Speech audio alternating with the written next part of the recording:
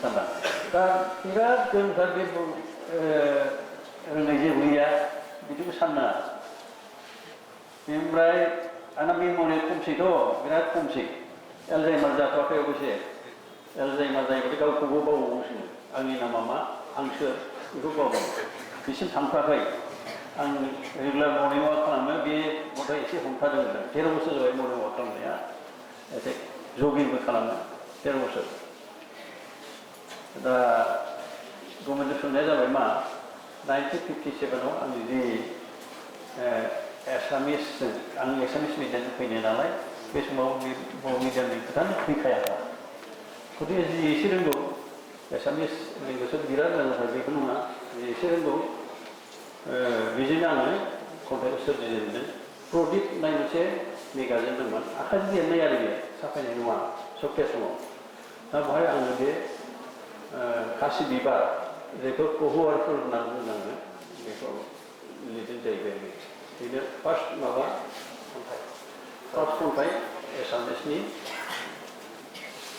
बेखौ लिरदों आङो बेखौ माबाया आङो माबोरै थुलुंगा मोन्दों बेखौ लिरनो होनब्ला आसलथे स्कुलावनो जोंनियाव सप्ताह समाव मेथाइनि बिराद खस्थ' जायो बे अधिकारी दङना मेथाइ खननो गोनां सोरबा सोरबा बिदि मेथाइ खननो गोनां दङ बिराद खस्थ' जायो ओमफ्राय थुनलाइनिबो बिराद खस्थ' जायो आंबो जायाखा माबा मोनसे नांसिनांगौ होननानै बे कभारफोरखौ लिरदों कभारफोरखौ माने खासि बिबार बेनि आसल प्रेरणा जाबाय आंनिया नबकान्त बरुवा असमियानि नङा देबकान्त बरुवा रवीन्द्रनाथ औ जतिन्द्रनाथ दुआ बनफुल आं नामखौ बावबाय थादों खमाय बुखानाय दं मेम'रिया खमसै होननानै जतिन्द्रनाथ दुआ आं बे बोरै क्लास 7 8आव फरायनायावमोन बोरै मोनफ्लांखो आङो बे साहित्य एकाडेमि मोनबाय होनदां बे बनफुलनि थाखाय बे पुरा रमान्टिक दा बेनिफ्राय ओरैबायदि प्रेरणा मोनबाय आं बाहाय राइमबो दं रिजिमबो दं फरायनो आराम माथे जुथे माबा रिदिं फैखायो फरायबानो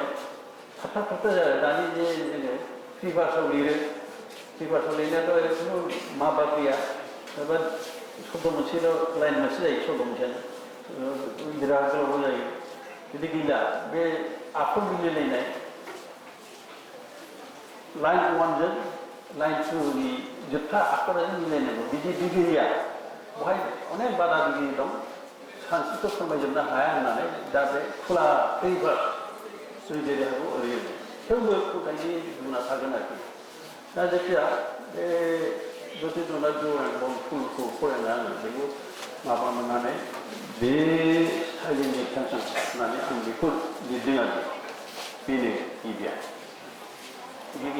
बेनो आरो ओमफ्राय ओरैनो माखासे लिरबाय उन बाहागोफोरखौ माबा लिरदों सारा जतिन्द्रनाथ दुआरानि बनफुल लेखाखौ फरायनानै थुलुंगाखांना असमिया रावाव जा खन्थाइ बिजाब कल्पना मुङै आखाइजों लिरदों बिथाङा बिथांनि दों दिनै असमिया खन्थाइखौ फरायना नायोब्ला बेखौदि बिथाङा गोजौ फरायसालियाव फरायनानै थानाय फरायसा जानानै लिरदों बेबायदि मोनदांथिखौ जोंफोर मोननो थाङा मानो होनोब्ला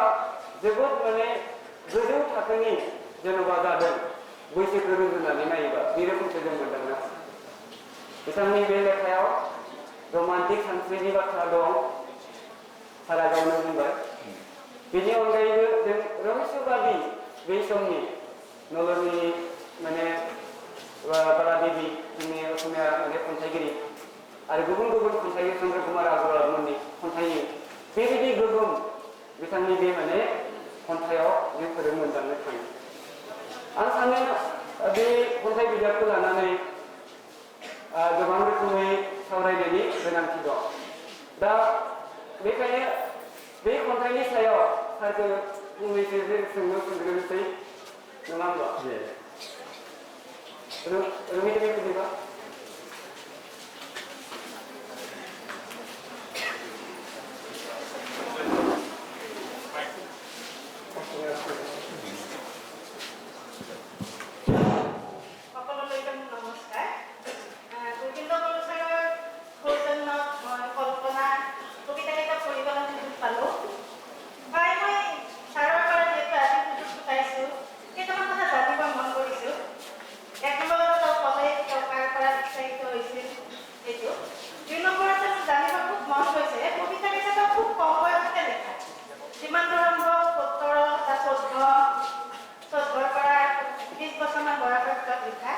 ভালকে নহয়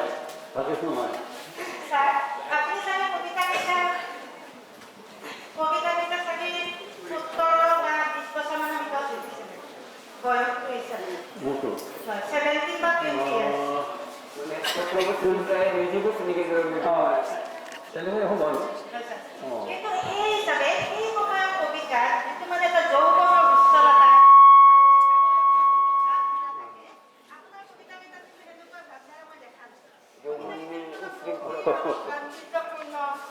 অলপ মানে যিটো উচ্চলতা সেইটো বাহিৰে বেছি মানে গাম্ভীৰ্যপূৰ্ণ কবিতাকেইটা যেনেকৈ ধৰক ৰহস্যবাদীটো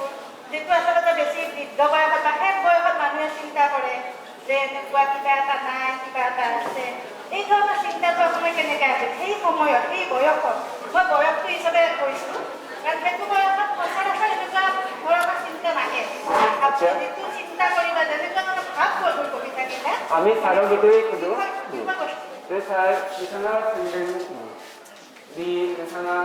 17निफ्राय 20 बोसोर बैसोआव बेबायदि खन्थाइ सोरजिनायाव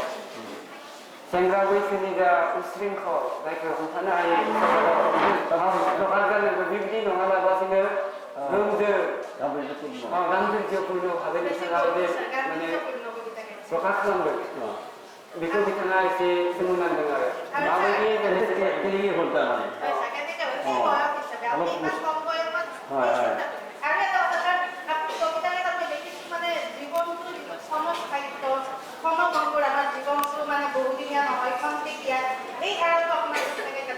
সেইটো স্বাভাৱিক তাৰমানে যতীন্দ্ৰনাথ বৰুৱাৰ যিটো কবিতা নহয়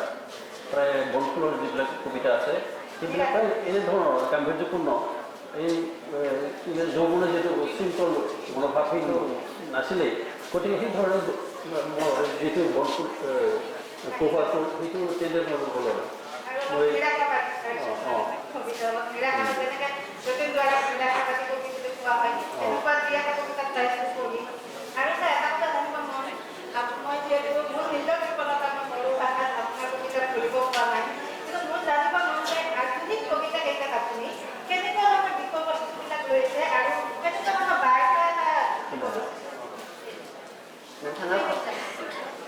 बिथाङा सोंदों दि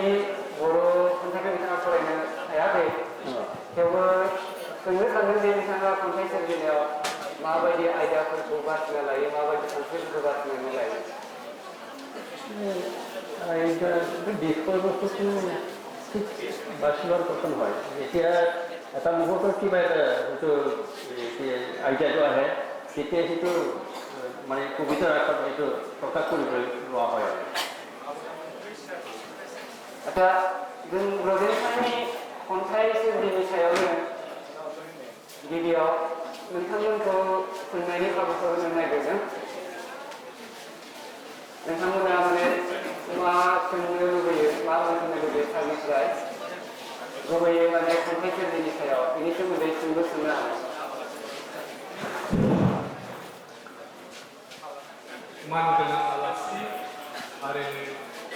नुजाफैनो हानाय आंनि लोगोफोर दा जोंना खोनायोब्लाबो आं सारनि सिगाङाव जिरायनानै बुंनो गोसोआव बोलो मोनालासिनो गसंनाय जाबाय दा खोथाया जाहैबाय आं मोनसे खोथा जेरबोनो एसे बिथां दैदेनगिरिनि सिमनाखौ बारनो नागिरदों बेबादि डकुमेन्टेसनखौ जोंनाव दाबि होबाय थादोंमोन सत्यप्रिय ब्रह्म आफादगिरिया नै दहाय फुंसिम दाबिदोंमोन आं खिन्थाहरदों दिनै बेबादि जागोन गाव मिथिना थाथारगौमोननो गावहा साख्रियाव थांनो पाठसालायाव जोबोद दुखु मोनदों आरो दा बेखौदि जों मावनो हानायनि सिगां दाबि जानाय मानसिफ्रा मावनो हानायनि सिगां क'क्राझार सोरखारि फरायसालिमानि बर' फरायसा थुनलाइयारि गौथुमा बेखौ 33थि किसान मोसाहारि गोसोखां सान फालिनो लोब्बा लाखिनानै मावफुंबाय बेनि थाखाय बे सोरखारि गोजौ फरायसालिमाजों लोगोसे फरायसा थुनलाइयारि गौथुमनो गोसो गोरबोनि साबायखर थाबाय दा आं बैखौ खन्थाइयाव थांगोरब्ला बै गुदि खोथाया थागोन दा मानोबा जों खन्थाइखौ जों फरायगासिनो दंखायो बुजिदा बुजि दा जों बिथांखौसो मिथिनो लुबैदों नालाय दा जों बिथांनि खोथाखौसो एसे बारस'ना सोंग्रोनो नागिरदों जेन जों खन्थाइयाव थांनानै बिथांखौ बावलाङा आरो बिथांखौ मिथिया बिदि जाया औ बेनि सोमोन्दैबो दं खन्थाइनि गेजेरजोंनो मानसिफोरखौ सिनायनो हायो बे खन्थाइजों आरो खन्थाइगिरिजों माने सेपारेट खालामनानै बिसार खालामनो हाया नोंखौ सार खन्थाइयाव खिसानि सारा बेरखांजोबाखै जानो हागौ नालाय बेथ' असम्भब माने खन्थाइया बेरखांजोबनो हायैखायनो रायथाइ लिरनो गोनां जायो थारमाने फ्राय लिरगिरियानो खन्थाइजों आराम्भ खालामजेनो दा गावनि सोमोन्दै मिथिनायबो मोनसे हिदिं दं नामा उनाव उनथिं दङ जोबनायाव थेवबो सारा जा बुंदों जों बिदिनो साननानै लागोन बे खन्थाइनि गेजेरजोंबो मानसिखौ सिनायनो हायो बुजिनो हायो बेखौ जों बयबो मिथिखायो बेखायनो खन्थाइनि सायाव सोंनाय माने बिथांनि जिउनि सोमोन्दै जोबोद सोमोन्दो थानाय बाथ्राफोरखौ जों सोंफानो हागोन दा आं सोंजाथ'लाब्ला आं बे खन्थाइयाव फैनोसै होनब्ला नाथाय दा खाबु मोनबावनांगोन उनाव बेबायदि खोन्थाजायो जोंबो फोरोंगिरिमोन नालाय मोनसे समाव जोङो जेब्ला फोरोङो बिथांनि जिउ खौरांखौ जों खोन्दो मोनो गुसुं बेवहाय मोनसे जों मोनो बिथाङा जोबोद खस्थ'जों फरायदों गिर्जायावबो खामानि मावदों खायफाया खिन्थायो नङा हा मोदोम बुखुदों जों अब्ला थुलुंगाखांनानै बर'नि गेजेराव खस्थ' खालामनायाव गभर्नर जानाय रन्जित शेखर मुसाहारि बिथांखौ बुङो परमेश्वर ब्रह्मखौ बुङो दा APS जानाय एडिसनेल एसपि प्रदीप ब्रह्मखौ बुङो आरो दा जों बुंनायफ्रा नंगौना नङा जों बै बिजाबखौ फरायनो बुङो आरो दा बिथाङा थारैनो जिउआव बै जिउ खौरांखौ खिन्थाबाय पावार प्रेजेन्टेसनाव बेखौथ' लिरबाय थाया मावबोस्रामोन दा खस्थ'आ बिथाङा मोनमारदोंमोन नामा बिथां मोननाया जों बुजिनायनि बांसिनना एसे खममोन आरो जों बेबायदि फोरोंनायखौ बिथाङा खिन्थाबायनायखौ एसे दुखु मोनबाय बायो नामा बांद्राय खिन्थाबाय बेखौ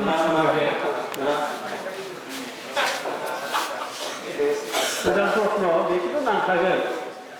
नरेन्द्र मदिया साहा फानबायबायनानै दा बसे सहैगो प्राइम मिनिस्टार जाबाय बेनिफ्राय आरो सोरबा मन्थ्रि दंलायो एक्सपर्ट फैनाया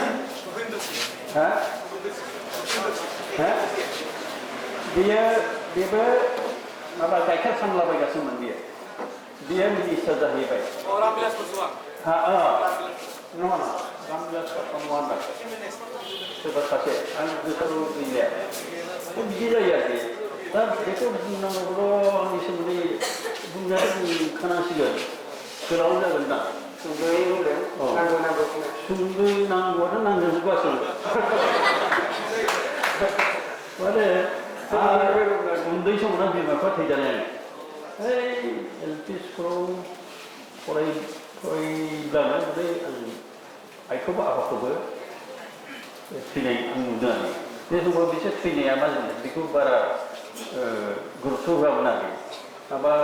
टाइफड जानानै बारबायबायनानै थफ्ला जुदलाबायनानै खारनो नागिरनाय बेबायदिखौ नुदों आरो जायखिजाया उन्दै समावनो थैदों थैनानै ओमफ्राय थेवबो स्कुलाव फरायनांगौला फरायबाय माबायदि फरायनांगौ बिनि खोथा गैया फरायबाय आरो ओमफ्राय बेवहाय आङो बोरैबा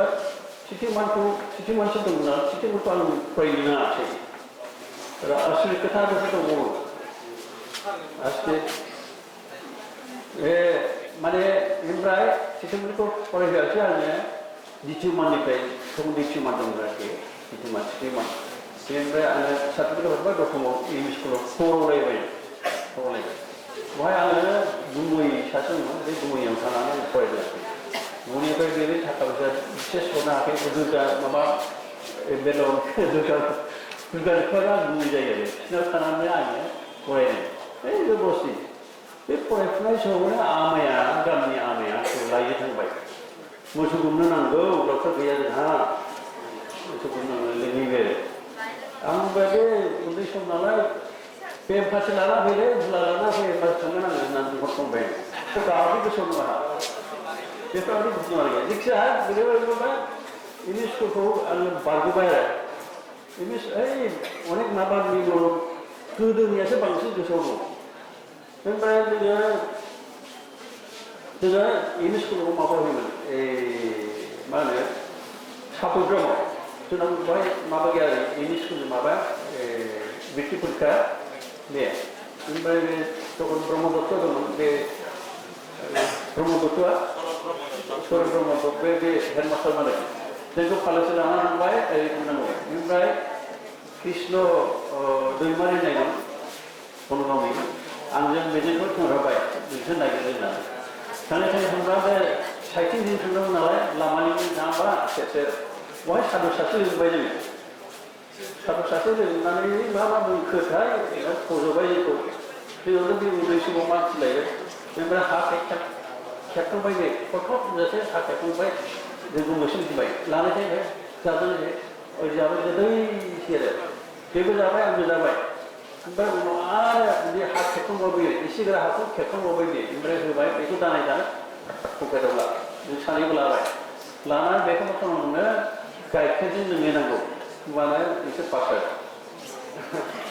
सानैबो पास जागोन बेखौ खालामजोबोब्ला आंथ' नायनो हाथारला नायनोबो मोना सिङाव मा दं बेखौ नायजाया आरोखि नायनो मोना गाइखेर लोंनांगौ फरिखा जोबजासे नायनो लुबैनो हाथारला आरो खेबखा खेबखे नायबाय आङो माबा बेजे बेजा माबासो दंब्ला बेखौ नुबाय आं बे खेबखौ लोंबाय थादों बेयो नायाखै लोगोआ बेनिफ्रायथ' मा जाखो आंथ' लोङासैबो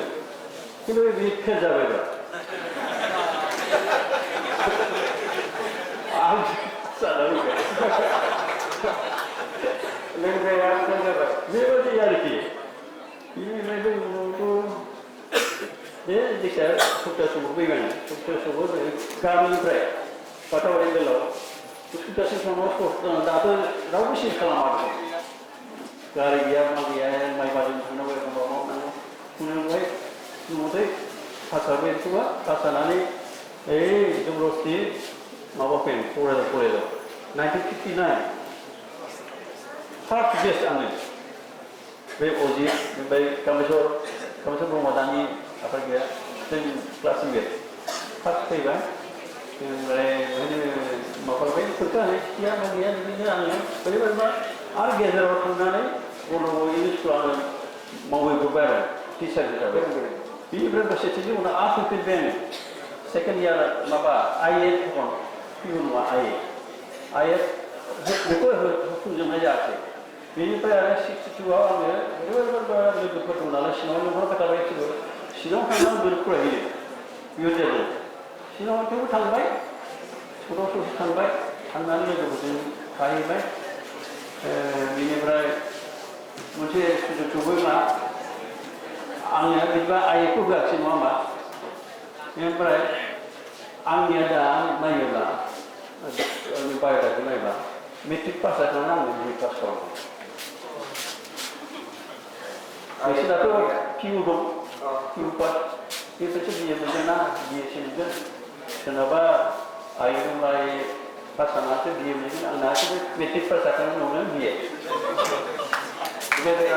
थारमाने आं बेखौ जों खोनागौ ओरैबादि गोरों नाङो माने आंखौ आइएखौ फरायनो होआखै सिद्दा बिएआव लांबाय एलपिनिखौ बुङो आंखौथ' थिथुमोनखौ फरायहोआसैना ओरैबादि गोरों सिद्दा फरायलांबाय बे आरोखि ओमफ्राय शिलंआव थायो आरोना बे प्रथम थांनायाव गोदाव सोराव आरोखि साथाम सेंग्रा आंनि सिगांसिन बिसोर साख्रि मावजोबो आं साख्रि मोनथ'वाखै नागिरनायाव मोनाखै आरो बेनिफ्राय बिसोरनि ओंखामखौ संदों आङो संनाया लाजोंथ' जेबो गैया न'आवनो दं दे साहा फाननानै जुदि स्टेजआव साहा फाननानै माबा प्राइम मिनिस्टार जाहैनो हायोब्ला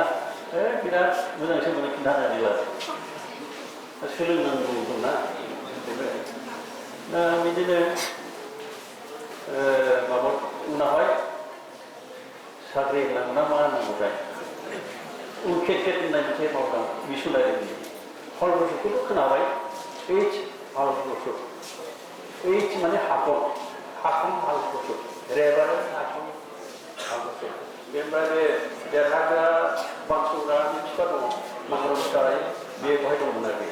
ओमफ्राय फिसा आंखौ गोदाव सोराव आंखौ हेल्प होबाय आरो लांबाय लांनानै बिदिनो बायदि सोंनायाव आंखौ लगायबाय बेनिफ्राय 150-200 बेखौ होयोमोन आरो बे समाव बिदि सोलिनो हायो एकदम खुनु जेराव गारदाव जाना आरोखि 100-150 सोलिनो हायो बिराद सोलिनो हायो माने नों लाबा साथाम बाहायनो मोनला आरो बिदि थाबाय थानानै बोरैबाबा माबा गथ'फोरसो फोरोंनांगौमोन कनभार्सनि दा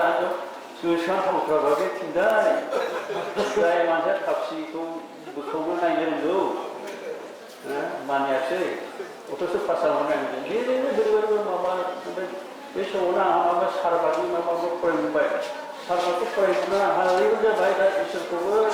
रायग्रा जाबोयो अनेकथा दं आरो बे खन्थाइफ्राबो ओंखारजोब्बाय बुहुमनिफ्राय बिसेस बेबायदि गैया एग्जिस्टेन्सखौ आङो नाखस खालामग्रा जालांबाय आरो आंनि निउसआनो थोनथ्रा एसेबो थोनथ्रा सारा जे बुंदों बाइबेलखौ अनुबाद खालामनायनि हाबाखौ नांथाबदों होननाया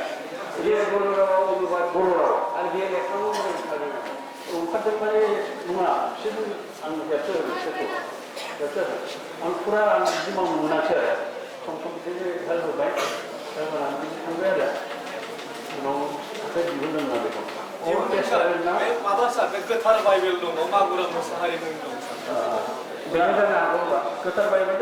बेखौ अल्ड टेस्टामेन्ट आरो निउ टेस्टामेन्ट दंना गोजाम राव गोजाम राव बेखौ आं मोनदों आरो अल्ड टेस्टामेन्ट बे माबायदि टेस्टामेन्ट फरायबानो मिथिगोन आरो गुले गुले आरोखि हाबाफोर गुले गुले बेफोरबायदि आरो बेनिफ्राय बेवहाय आङो माबा जाबाय बे 1960 ना मा आङो बिएखौ पास जाबाय सेन्ट एडमान्सनिफ्राय बेनिफ्राय सानस्कुला बयबो साख्रिया जाला गतिके मा जाबाय अफार फैबाय बर्नगावनिफ्राय बर्नगावआव सेभेन्टियाव प्रथम हाइ स्कुल खुलिदों बेवहाय जों लिंहरबाय फैबाय मा लोगो फैबाय जों थांबाय बेवहायनो मावबाय थाबाय मावनानै आं दस्रा साख्रि मोजां मोनदोंमोन आरो खिन्थु थानानै ओरैबायदि माया जाबाय बे गथ'फोरखौ गारनो एथ' खस्थ' बेवहायबो बुंनांगौ अनेक खोथा दङ जेथिया बाहायनो प्रथमथ' माने माइ दै खांनानै प्राइभेट समाव 85आवसो 70 खुलिनोबा 85आवसो प्रभिन्सियेल जादों गतिके गेजेरखिनिया एमनबादि खस्थ' बाहेरानि एसे गैया बाहेरानिफ्राय हासारखौ लाबोनो गोनां जायो नोङो न'निफ्राय बाहेरायाव लाबोबा जिखिनि 150 200 मोनो बेजों जाबाय टेस्टआव बिदि जालांबाय एमन मोजां मोजां मानसि दं बेवहाय माने लावलांबायना सारनि जिउनि सोमोन्दैथ' जों माखासे बाथ्राखौ मिथिबाय दा दा बेजों लोगोसे उनथिं आं मोनसे बाहागो लाखिदोंमोन सारनि बेक्तिगत जिबननि सायाव माखासे सोंलु बेखौ उनथिंबो आरो जों नुहैबावगोन दासिम बिथाङा साख्रि मावनायसिम जों मथा मथि मोनबाय बेखायनो दा जों थुनलाइनि सोरजिनि सायाव गिबियाव सोंलुफोरखौ जों खालामोब्ला मोजां जागोन नामा आरो सम थायोबा जों बिथांनि बेक्तिगत जिउनि सोमोन्दैबो माखासे बाथ्राफोरखौ जों आरो मिथिबावो दाथ' मथा मथि बिथांनि जिउनि गिबि बाहागो खिनिखौ जों मिथिनो हाबाय बिथाङा बोरै खस्थ' खालामनानै माने फरायदोंमोन आरो बिए पास खालामनानै फोरोंगिरि साख्रि मावनायसिम बिथाङा मोनफैदोंमोन बेखिनि खोथाखौ जों मिथिनो हाबाय दा खन्थाइनि बिथिङाव बिथाङा असमिया खन्थाइ सोरजिनायनि उनाव आं सारजों मोनसे खोथा सोंदोंमोन सारा बिनि गोथौ फिननायखौ गोसोआव गैयैखायनो होनो हायाखै बे मालानिफ्राय सारा बर' रावजों थुनलाइ सोरजिनायनि बाथ्राखौ सानखो रायथाइखौ लिरग्रोखो एबा खन्थाइखौ लिरग्रोखो बिनि खोथाखौ आं सारनाव सोंदोंमोन नाथाय सारा बुंनो हागोन नामा गोसोखांनो हागोन नामा माला बर' रावजों लिरदों बर' रावजों लिरनायाथ' मा होनो जेनाखि प्रमद कुमार ब्रह्म लाहारि बिसोरो ज' जानानै माने मिडियाम फैसै आरो बर' मिडियाम फैसै बे समाव बिसोरो टेक्सटबुक प्रडाक्सन कमिटि मोनसे दाबाय बे समाव प्रमद कुमारा मा लिरखोबायबो लिरनानै बिनि खन्थाइखौ जों फरायमोनबाय फरायमोननानै बेजोंबो थुलुंगानाय मोनदां प्रमद कुमार ब्रह्मनि बर' रावजों लिरदों बेनिफ्रायनो आङो माबाखौ मोन्दों आरो प्रेरणाखौ मोन्दों गोदो बर' रावजों बेनिफ्रायनो सोलिबोबाय आरो बर' रावजों लिरनाया दा दैदेनगिरि बिथाङा मा बुंगासिनो दं आं सोंना बारलाबो फैफिनसै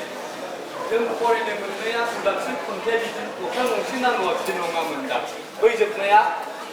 फानजारि गंसेनि सिमाखौनो बारनो हायाखै दाबो सोमोन जों फरायनो मोननाया दा सोलायफैबाय बिथाङा गाव सोलायखोना सोरबा सोलायखो आं गोसोआव लाखिनाया थिगमोनब्ला बारग'नो हायाखै दाबो सोमोना बे उनाव सोलायफैबाय होनबाबो दाय नङा आरो नोंथाङा मिथिना मिथिया सोलायनायफोरखौ बेखौ जों मिथिनो लुबैयो आरो दुखुफोर मोनो नामा सोलायनायखौ नुनानै बेखौबो एसे मिथिनो थाबाय ना दुखुआ माने जानायखौ आं मा बुंनो सानदों खिन्थु वान मोनसे उल्थाफ्रा जाब्लानो अनेक माबा जायो हेरफेर जायो आरो होमबा दुखु मोनो खिन्थु मिजिङा जुदि हेरफेर जायोबा गोबां दुखु मोनाबो जेबो गैया फानजानाय हानजायारि गंसेनि सिमाखौनो बारग'नो हायाखै दाबो बिदि बे दं आरो खाबुखौ मोनाखै दाबो जाफैबायना बेफोर सारा दुखु मोनो नामा आंनि बेनिखौ सोलायनाय बायदि जाबाय होननानै मा दुखु मोनदों खाबु मोनाखै फोरमायाखै दाबो समखौबो फोरमायगोन दाबो सोदोबखौबो आं बेयावनो बुंनो नागिरदों दि जा खन्थाइ खलबखौ दैखांनानै होनाय जादों जोंहा बयबो मिथिगौ दि जों गिबि खन्थाइ बिजाबनि जा फारसन बेखौ जों मोनाखै दा जों बर' थुनलाइ आफादनि पाब्लिकेसन बर्डआ जेरैबायदि गोदानै लेखाफोरखौ माने बिथांमोना दिहुनफिनदों बे दिहुननायाव जेरै जोङो ओरैबायदि जों माने बेवहाय दैखांनानै होनाय जादों बिथाङा जेरै दा सोंजाथावानो मानो होनब्ला बर' थुनलाइ आफादनि पाब्लिकेसन बर्डआ आं गोबां माने बिजाबावनो नुनो मोनदों गुबै लिरगिरिनि फंफा फंनै बाथ्रा मोनफा मोननै सोदोबखौ माने मालाबा खबाम गोरोबनायाव मालाबा ओंथि फोरमायनायाव बिथांमोना एफा एनै माने सोलाय सोल' खालामना होनायखौ आं नुनो मोनदों जानो हागौ दा नोंथाङा सोंनाय बायदिनो दाबो सोदोबा गैयामोनब्ला बै जे बिरबायब्लाबो बेजोंहा खबामनि मोनसे दोहौखौ गोरोबहोफैनोबो जोंनि इदिट खालामनाय समाव इदिट खालामदोंमोन नामा जोंनि बिजाब दिहुनगिरिफोरा आं मोनसे बुंनो हाला बेखौ खिन्थु बेबायदिबो माने जों मोननो थाङो आरो नङा सार दाबोआ दंखायो खाबुखौ मोनाखैयाव जायगायाव हायाखैसोमोन आरो बेखौ दा इनफिनिट खालामबायना हायाखैयानो जोबखाबायमोन फिनिट जाबायमोन बे जोंनि गोरोन्थि नङा जों माने जा लेखाखौ बेयाव सावगारियाव खोन्थानाय जादों बे लेखायाव बिदिनो माने दङ जों बे लेखानि थाखाय दैखांनानै होनाय जादों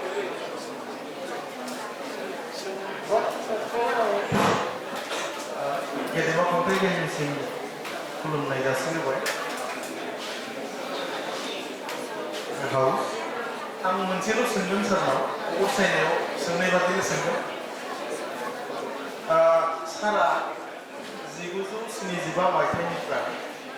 1994 मायथाइसिम खन्थाइ सोरजियाखैमोन होननानै दहाय सारा जोंनो बुंखाबाय बुंदों साराबो आरो बेखिनियाव मोनसे खन्थाइखौ गाव लिरदोंमोनब्लाबो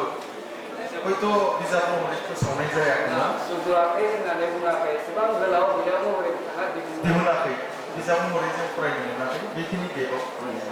दा बे 19 बोसोर गेबाव सासे हिनजावसाया जोनोम जानानै हाबा जागुलायो बेबायदि सम सारा बेखिनि समाव माबाफोर गुबुन थुनलाइयारि आयदाफ्रावसो मुखुबमोन ना सिरियै लिरखुमाबाय थानानैसो दोनदोंमोन ना लिराखैमोन बेखिनिखौ एसे मिथिनो लुबैयो ना लिरनायाथ' सोलिफुखायो खिन्थु नोङो बे समाव बर' लेखा साफायनाया बिराद गोब्राब साफायनो हाला सोरजिनायाथ' सोरजिखायो मोनसे आर्ट फैबाय गोसोआव जोंनाबो सेसि खालामजेनबाय आरो बिराद इन्टारेस्टबो मोनबाय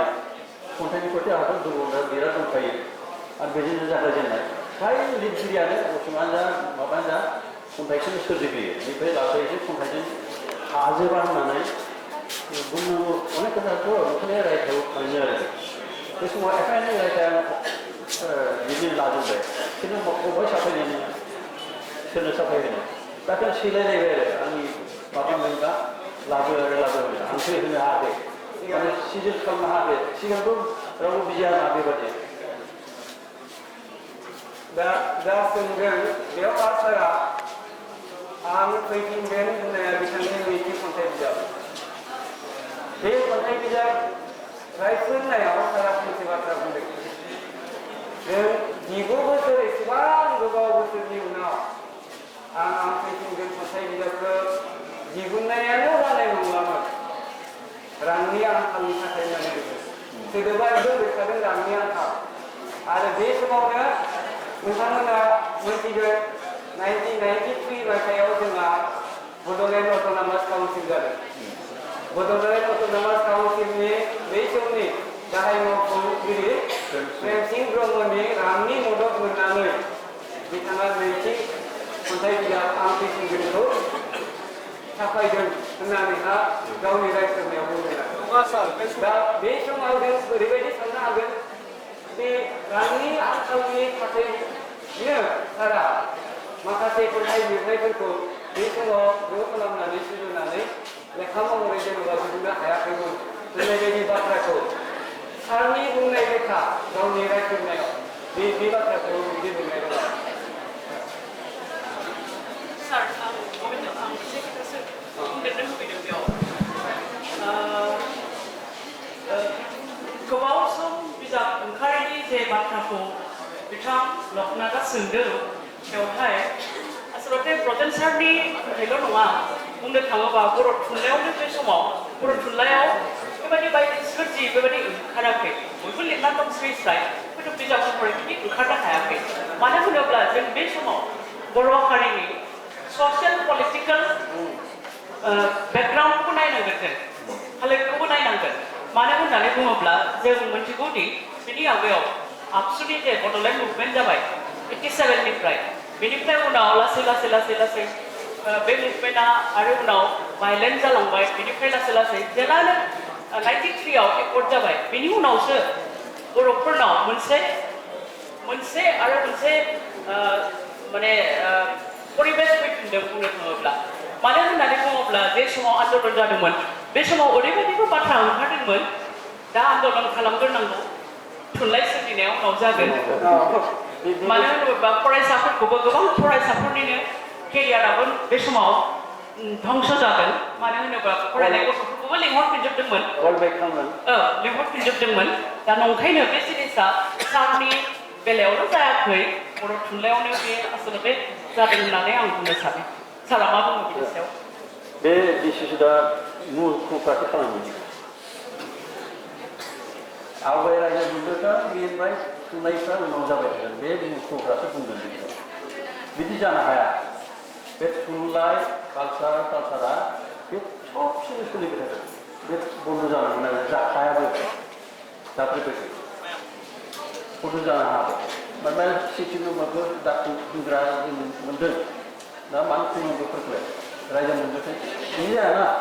रायजो मोनगोना माबा नोङो दाथ' रायजो दाबो मोनाखै रायजोखौ खैबोसो थांखो 20 बोसोर जों थुनलाइ सरसा खालामामोनबा मा जागौमोन जोंनि अबस्थाया जों लिरबाबो जोङो थुनलाइ सरसाखौ गारबोथाराखै माबा मोनसे खालामगासिनो आरो बिदि मिडियाम जाबाय बिनि गेजेरजों दा बिदि नङाबा जोङो दासिम बे अबस्थाखौ जों सफैथारा रायजो मोनब्ला एकदम ग्लाब ग्लाब जाखासै थुनलाइया बेबो जानाय नङा थैगौसो थुनलाइ सोरजिबाबोथ' माहारियानो माने थैनायनि लामासो थांदों रायजो मोननानै बहा थांफिननो दा बे बिथिङाव नोंथांमोना खन्थाइनि सायाव सानदों माबाफोर सोंबावगोन नामा आच्चा र' जे आंनि नोजोरनि मा बे जायफोर दं सोंगासिनो दं बे आच्चा नोंसोरा जेबो सोंनांगौ गैया ना फरायसाफोरनिफ्राय सोंहरजागोन सारनाव थुनलाइ सोरजि बिथांनि जिउनि सोमोन्दै जाबायदि सोंलु सोंनो लुबैदों बेबायदि माने सोंलु सोंनो बिनो माबाफोर सोंनायफोरखौ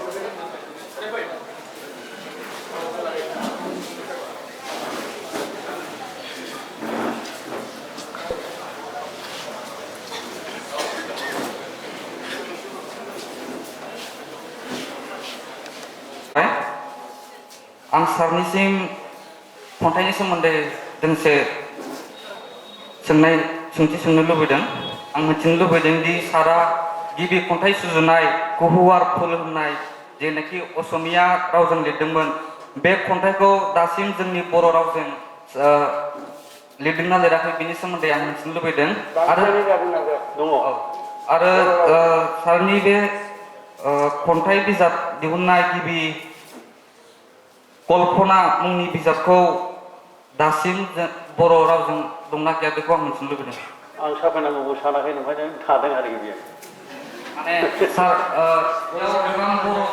बर' फरायसाफोर दङ जाय बिसोरो असमिया रावजों फरायनो रोङा बा मानो रोङा बे माबाया गहरफोरा बर'नि जोंथ' खासि बिबार खासि बिबार होननाय खन्थाइयानो बेनो गहरफुर नाथाय गहरफुरनानै गासै खन्थाइखौ बर' खालामनानै बिजाब महरै दिहुननाय साराङाव फैब्लाबो दा जोंनि बिबान जाफैबाय जों माने बे बिबानखौ बावनांसिगोन नङा होमबा बेखायनोथ' सोंदों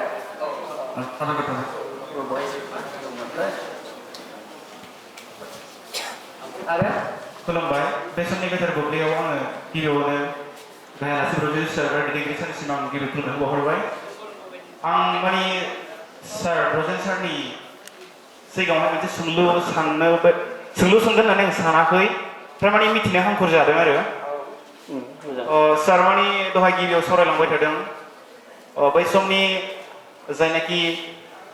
समनि आगान दानसेआरि खन्थाइ बिजाब लाइसि बे लाइसिनि सारा सुजुगिरि जादोंमोन आरो बेनि गेजेरजों साराबो माखासे खन्थाइफोर सुजुनायखौहाय बेवहाय सेबखांफानाय जादों दा बेनि गेजेराव दोंथाम खन्थाइ जायफोर बै खन्थाइ बेखौहाय सारा गुबुनफोर बायदिनो लाखोमानाय मुंजों लिरदोंमोन जायखौ आथिखालाव सारा बिबारि गावदां खन्थाइ बिजाबनि गेजेरजों सिमान जादोंमोन दा बै रांगाव रामसियारि लाखोमानाय मुंखौ सारा मा थांखि लाखोमानानै लिरदोंमोन बैफोर खन्थाइखौ जोबोद मोजां जोबोद आं बेखौ एसे मिथिनो लुबैदों सार बै रांगाव रामसियारि सोरमोन आচ্ছা र' नोङो बिबार गावदांखौ फरायबायखौ फरायबाय सार फरायबायबा सिगाङावनो दङ आंनि रेफारेन्स सिमान होननाय दं बे ओरैबायदि मानसिफोर थायो सोंला एलु एला नागिरग्रा संगालि गोसो लानाय माबानाय दं आरोखि बे माबाया सोर मा रांगाव मुसाहारिया सोर रांगाव माबा आं रामसियारिखौ मा होदोंब्ला हरैनि सानथों सांग्रांनि सानथों रामसियारि मोननाय नङा बुंसै फैनायसो मोनगोन रांगा रामसियारि र' आंखौ बुंनो होआसै नोङो बहाय थाब बुंगोना जिथाम सार आं जिथामखौनो होनखादों जिथाम बेहाय आङो बे रांगाव सरगियारि पेन नेम होनो जेखौ बे सुलियो पेन नेम लिरो आरो सद्म नाम जेखौ होनो बेनि पेन नेम लिरगिरिफ्रा पेन नेम लायो बिदि पेन नेम लानानै आं बेखौ लिरदों आरो खारन मानो होनोब्ला आंनि नामैबो बाहाय होयो ब्रजेन्द्र कुमार ब्रह्म हिसाबै आं खन्थाइ होखाथारो नोङो ओमफ्राय आं ब्रजेन्द्र कुमार ब्रह्मनि मोननै मोनथाम माबायो खन्थाइ थायोब्ला गाज्रि नुयो होननानै बे एसे थाखुमा गोनां जादों आंथ' उनाव थाखुमनो हायाखै साफा सानैया सुरु लाहांबायानो बे सोर गोलैयो रागाव सरगियारि ओमफ्राय बा सिमाना दं आङो ओरै समनि आगोलाव ओरै होदोंमोन जिथाम गोजोन खन्थाइ बे रांगाव रामसियारि मुङै बे रांगाव रामसियारिया आंनो होननानै सिमान लादों आरो सार बेखौनो बिबारि गावदां बिजाबावहाय सारा खालि सिमाल' लादों थारमाने मानि थाखाय लाखोमानानै लिरदोंमोन बेखौ फोरमायाखैमोन नालाय बेखायनो एसे मिथिनो गोब्राब जादों मानिखौ होनबाय आं लाखांनायनि जाहोन नङा सार आं बिजाबखौ मोनाखैमोन नालाय दिनैसो आं क्लियार जाबाय बेखौ फरायनो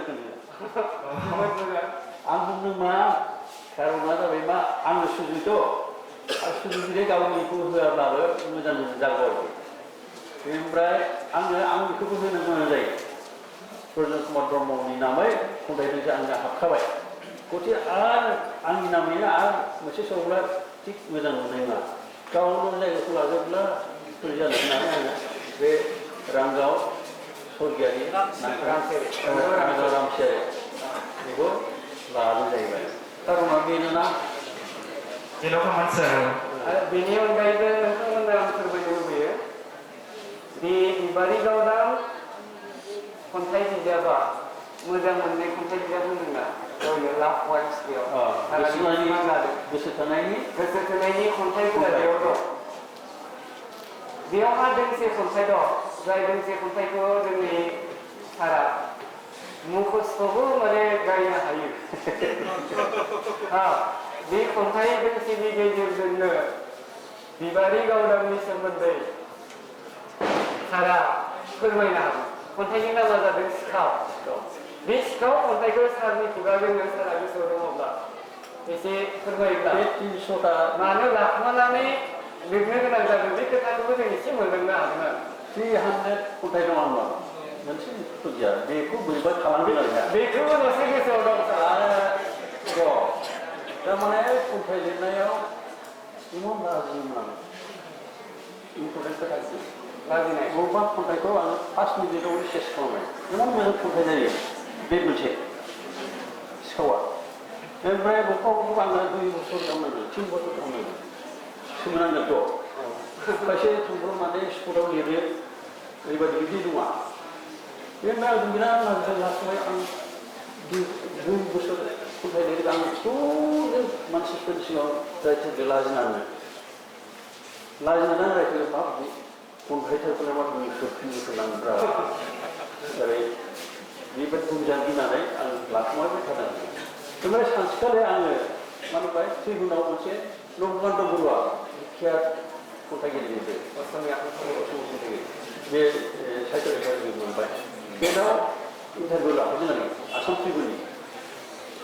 बेवहाय मोनसे प्रश्न जादों मा आसाम नोंथांनो खन्थाइ दोंसे लिरनो बेसेबां सम नांगौ बेखौ बोरै बुंबाय एखनबा 1 घन्टा 2 घन्टा जायो एखनबा 3 बोसोर गाहाम नांदों बिखा जाबाय दाना खिन्थाजोबखानोसै आङो बिदि जायो आरो नंगौबो एमन इन्टारेस्टिं बियो poetry is epitome of culture माने कालचार इमान बादि कालचार जायो शब्दनि खेला मोनसे शब्दखौनो सोबाय एसेनो बे हामासै फिनजार गाहरबाय न'आव फिनजार गाहराबाबो बबेबा जायगा सोलायना होबाय बेबायदि जाबाय बिराद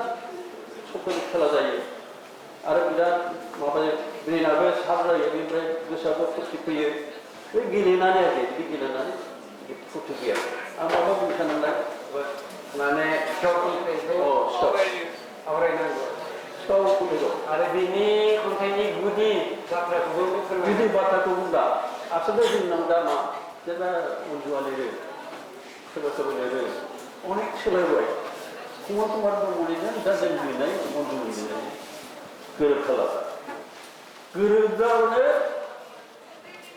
कुमारनि बादि दासिमबो फैयोब्ला खिन्थु थैगौमोन भाषानो थैगौमोन आरो कारन मोनसे गोथां जिनिसा गोथां जिबा दंथाना सेन्स मोनबाय थायो सेन्स जायाब्लानो बेहा उत्तर गैया डेभेलपमेन्ट गैया बेहा गतिके आरो जोंना कुमार ब्रह्मनि ईशान मोसाहारिनि बायदि खन्थाइ जों लिरनो हाला दा ईशान मोसाहारिया मोनाबिलियाव बबेबा खोमसि खोमलावनो मोनाबिलियाव बबेबा जनानै मोसा लसा गैया मा गैया सिखाव दाखार गैया दानि बायदि हुलुथुल गैया बेदि माबा होदों मोनाबिलिखौनो सिख्ला महरै माबादों बेयो बेनिफ्राय जों आरो दा बिदि नंला दामनाय सुनायनि गेजेराव जों दङ थांनानै दङ गतिके बिनि भाषाया माबोरै जोनोम ईशान मोसाहारिनि भाषाखौ आफाद जानो आं होनबा बे नैबे जुगाव आं थांना थानाय मानसिखौ आं जानो दायनांगोन उनाव बिदि लिरबा दायनांगोन उनाव सोलायबोगासिनो दङ एसे खुदिनाय माबानाय बेनाव बिदि फैदों आरो बे फैखागोन साफागोन आच्छा आसल खोथा खालामबाय दा बे दा जेरै जाबाय जोब्बाय खन्थाइफ्रा बेखौ मिनिनायलाबाय थाबा जानाय नङा मिनिनायलाबाय नागिरनानै थाबा जानाय नङा एखनबा मिनिंखौनो मोननाय मानो खिन्थु ओरैबायदि साजायो खन्थाइगिरिफ्रा जे बेखौ नों मिनिंखौ मोनाब्लाबो बिराद मोनसे सेटिसफेक्सन फैयो आरो गोजोननाय फैयो बेबायदि सेटिसफेक्सना फैयो आरो दा सिखाव बेदरनि सिखावबो नैबे माबा दं बिबार गावराव साननो गोसोनाय खन्थाइ संना जादों सिखाव मा जादों सिखाव जादों बेयो आसल घटनाया बुङा माबानो खन्थाइयावनो मोनफा मोनफा बेकग्राउन्ड थायो दा बिबार गावरावबा सब खन्थाइयावनो फिसा फिसौ गिदिर माबा माबा बेकग्राउन्ड थायो आरो जे बे सिखावआवबो मोनसे बेकग्राउन्ड दं साधारन दा सानगोन मा प्रदीप कुमार ब्रह्मखौ बिबार गावराव गोसोनाय नालाय बे गोसोनाय सिख्लाजोंनो गले गले बिदि सानलायनो गोनांखै একটা সেকেন্ডে 1 সেকেন্ডের ঘটনা আগে 1 সেকেন্ডের ঘটনা जै मिनिटखौ बुथुम थांबायना होमब्ला खन्थाइया नस्थ' जायो बुजाबाया खिन्थु बेखौ एसे टेकनिकखौ सोलोंथों होननानै बे मोनसेखौ आं बुख्रुनो गोनां जानोसै दिनै बुख्रुनो गोनां जानोसै दा मोजां मा मोनसे फिसा माबा आलासि थांदों आलासि सोरबा दङ बिनि गेजेराव सासे हिन्जावा बे ओंख्रि हायगासिनो दं बबे बिथायाव जाथोंथाय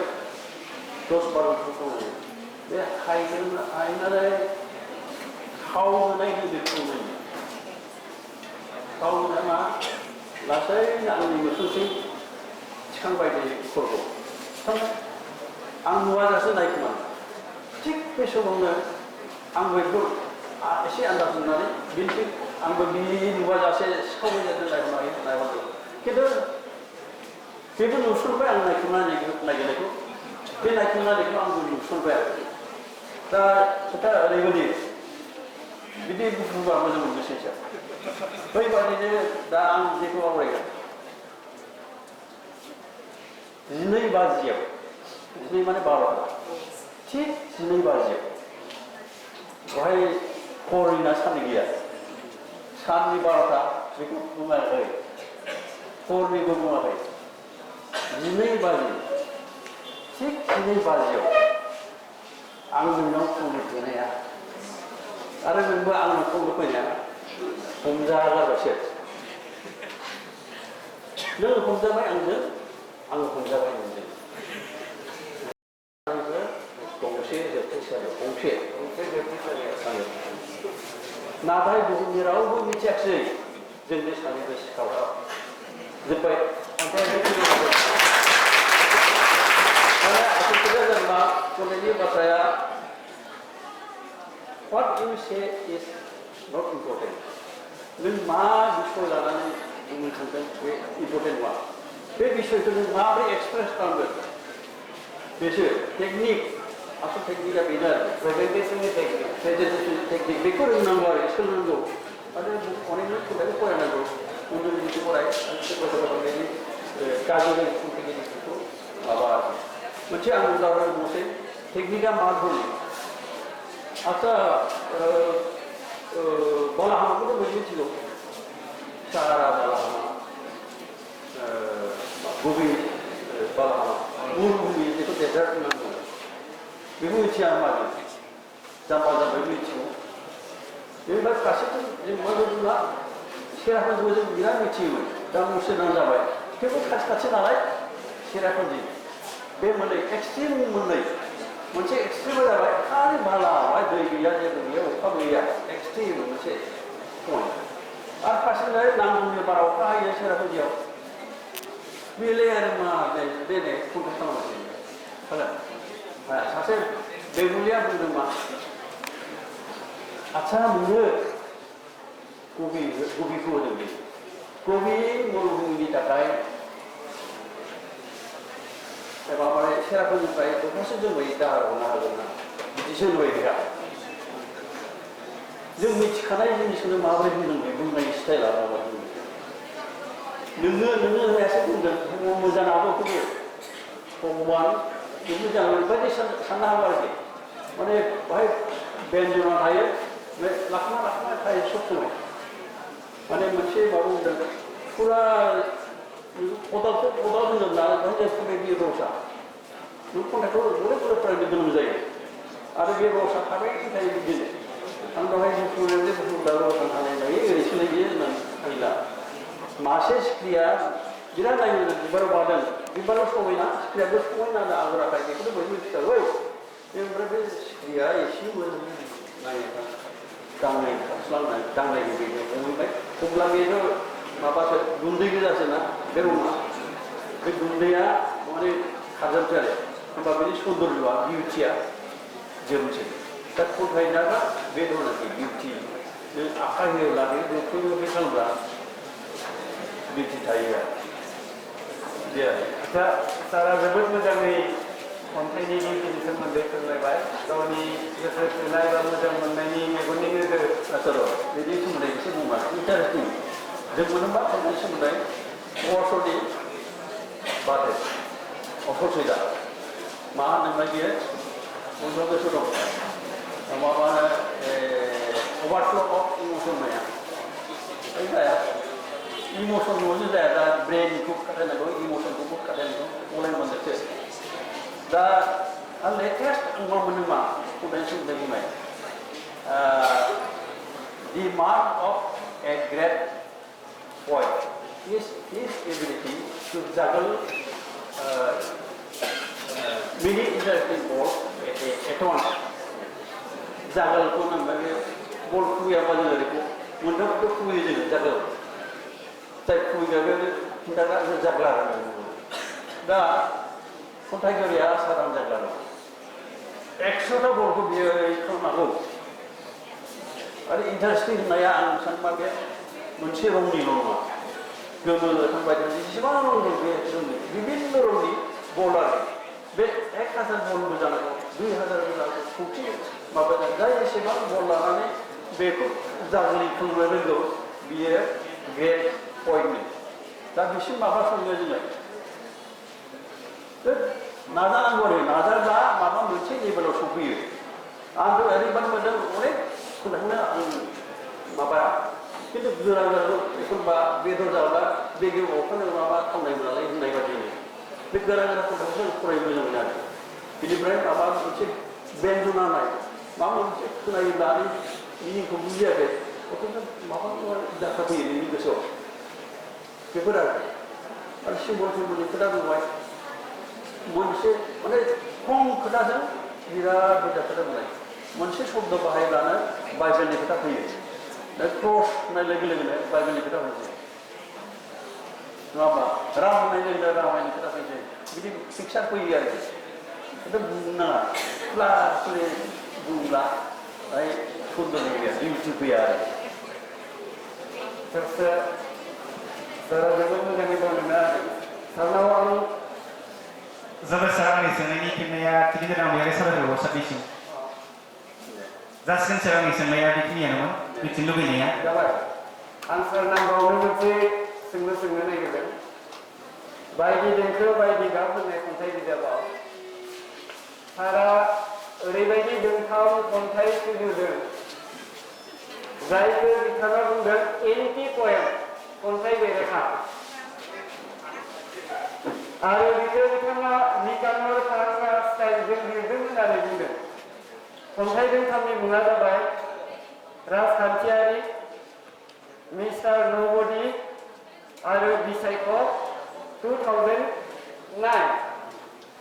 बे एन्टि पएम बुंनायनि जा धारणा बे धारणाया सारा माबोरै लाबोखो आरो बेखौ बिदि मानो लिरनांगौ जाखो बेनि सोमोन्दै मोनसे पएमा आसलते खन्थाइयाव जेरोखोम जोङो एसे रिदम फैयो सोरबा एसे रायबो फैयो बेफोरजों एसे मलायनाय आरोखि बे एन्टि पएमा खन्थाइबा जोङो लेक्सार बादिसो बेयो लेक्सार होबाबो जायो अनेकानो माखौ खन्थाइ लिरो बेखौनो मा खन्थाइ हिसाबै फरायगोन लेक्साराव थाङो जेबो ना बेथ' खन्थाइ जाबाय बिदि फैयाखै बेवहाय रिदिं फैयाखै रां फैयाखै बेदर माखौ फरायनो मोनसे मिस्टार नबडी बहाय राजखान्थिगिरिखौ फरायजायो बे फ्राइडे राजखान्थिगिरि एन्टि पएम निकानर पारा होननाय सासे माबा मा जाथि आं मिथिया मोनसे फरायगोन आङो बिनि सायनाय दैनाय जादों राजखान्थिगिरिया माबादि 1, 2, 3 लाइन होदों आरो एकदम सिगुननि गोदना गाथे बेदर सेखनानै जाग्रा हादिदग्ला 2 ना बान्दो नेग्रा मोखां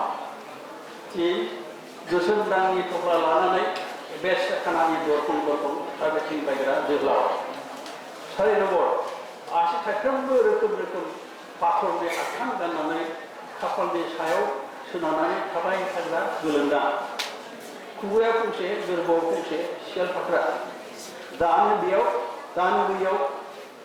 बे दालाय बै दालाय फिज्राब बायगन मोख्रा थै जमबाय थाग्रा खेथ्रफ्राम लुवाद एबा बेदलाव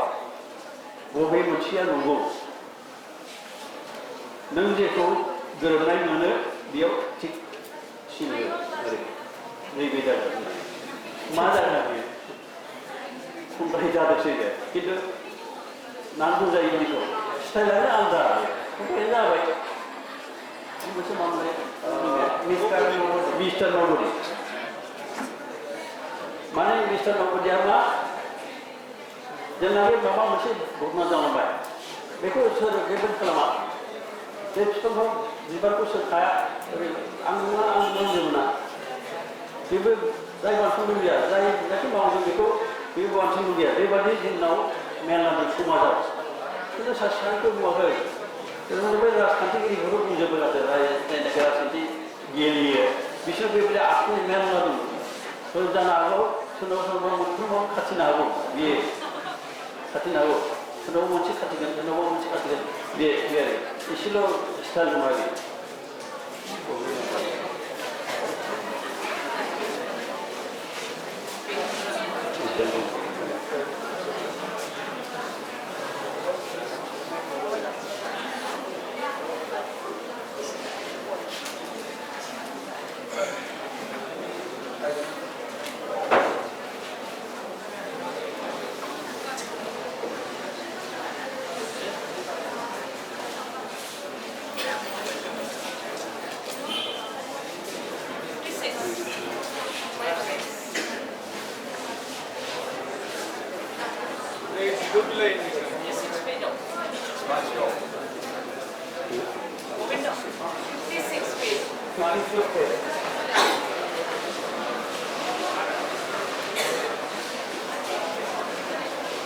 mana rawu dari mana ada? Kita mau berapa pun kerja sebab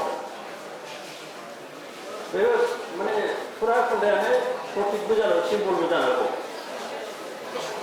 Mengapa? Macam kalau jauh, macam apa simbol apa topik bahan aku. Sebab topik apa mana? Wujud bisnes topik jadi topik bar kita ni sini baca dia. Kita kerja itu jauh ni, begitu tu apa topik bahan. Jadi borai lah, jadi borai itu juga sama. Itu borai, ada borai itu dua. Itu borai itu kom jadi kom di protek sebelah ni jadi. Mulai kerja siapa ini? अच्छा mister नबदि शिबानि सिखौ सोर उसलोंजोबखो India होनो आं नङा बाथासिरायाबो होनो आं नङा गुंगायाबो होनो आं नङा दांसुलायाबो होनो आं नङा होनबा सोर जादों बेलाय आजोला आं खोमा खोमा बुङो आजोला जेखौ माबायो बेखौ थि लायो खिन्थु बे दुखुमागासिनो दं मिस्टार नबदि मेदाघाटआ मानसि गावथारनाया सोरमोन बेलाय बेलटलायाव मानसि गावथारनाया सोरमोन बेलाय बेबो होनो आं नङा कन्डेम खालामा आं बैबो होनो आं नङा कन्डेम खालामा आं बेबो नङा बैबो नङा होनबा सोरथो जादों बेलाय आजोलाया आंनि खोमा खोमा बुङो दा नबदिसो मिस्टार नबदिसो मैया दतमायाव बर' थुनलाइ आफादनि जथुम्मायाव गावनो गावसि हुलु हुसि सोर खालामामोन बेदो आसु गथंदा आंनि दिनै बेबो होनो आं नङा बैबो होनो आं नङा सिखाव जराखौ होनो हायाखै गथं गथं जालांबाय गथं जायोबा मावग्रा गथनाखौ खालामग्राफोर मानसि थायो बाय जाय नंगौ बेखौ नांहैगोन आरो बे खोथाफ्रा आं नङा आं नङा आं नङा आं नङा बयबो होनजोब्बाय होमब्ला सोरथो जादों बेलाय आजोलाया आंनि खोमा गुदि गुदि बुङो गाबोन फिसाबो नङा मिस्टार नबदिसो मिस्टार नबदि आरो गेजेर फरायसालियाव बै फरायनाय समावनो लोगो मोनदोंमोन आं बेखौ मिस्टार नबदि नों आरो दिनैबाव बेखौ मा लाबोनो लास्ट बेखौ बबेबा 5 ना 6 इंराजि माबायाव मिस्टार नबदिनि खन्थाइ राय ना माबा फरायमोनो आरो बेखौ लाबोजोब्बाय जरायना होबाय बे आरो सारनि एन्टि पइन्टनि सोमोन्दैबो नोंथांमोना मिथिनो हाबाय जों गावखौ नोजोराव लाखिनानै बिथांनि खन्थाइनि अनगायैबो आरो गुबुन बिथिङावबो बिथांनि सोमोन्दै सावरायनो गोनां दं थेवबो आं खन्थाइनि बिथिङाव मोनसे खोथाखौ एसे सावरायजानो लुबैदों बे जाहैबाय सारा गावनि गांनै खन्थाइ बिजाब आं फैफिनगोन आरो बिबारि सानखांआरि बिबार गारनानै होनाय खन्थाइ बिजाबखौ इंराजि रावाव ट्रेन्सलेसन खालामदों थांखिया जाहैबाय गुबुन रावारि मानसिफोरनि आखायाव सारनि खन्थाइ सोरजिया बोरै थांगोन बेखौ थांखिनानै बिथाङा इंराजि रावाव दानस्लायदोंमोन जोंनि डक्टर सिखनाजन औवारि बिथाङा दङब्ला आं सोंनो लुबैदों सारनि सिगाङावनो बे सारनि खन्थाइफोरखौ दानस्लायनायाव माबायदियै बिथाङा जेंनानि बा सानस्रिनि बा सोदोबनि माबाफोर मोगा-मोगि जानांदोंमोन नामा बेफोरनि सोमोन्दैनो फंनैसो जों जुदि दिनैनि हरआव मिथिनो हायोब्ला अब्ला मोजां जागोन आं नाथाय सारनाव सोंनो नागिरदों बे सारा इंराजि रावाव दानस्लायबाय खन्थाइ बिजाब गांनैसो इंराजि राव महरैनो गांफा गांफायै खन्थाइ बिजाबखौ दिहुनाब्लानो मानोथो बर' रावनि खन्थाइनिनो इंराजिखौ सरजाबफानासो बिजाब महरै बर'खौ सारा बिनि माबाफोर बाथ्रा दङ नामा आं बर' माने आं बर'जोंनो इंराजिखौबो लाजाबफानानैसो आं आंनि सिन्था खालामनायफ्रा दङ बे क'क्राझार सिन्था खालामो आरो सिमलाफ्राव एसे सिन्था खालामो ओमफ्राय बर'खौ दोनफानोसै ओमफ्राय इंराजिबो दोनफानोसै होनना बोरैबा फिसा जायोना बारा गोजौ संखाया आচ্ছা सिखनाजन फंनैसो बुङोब्ला मोजां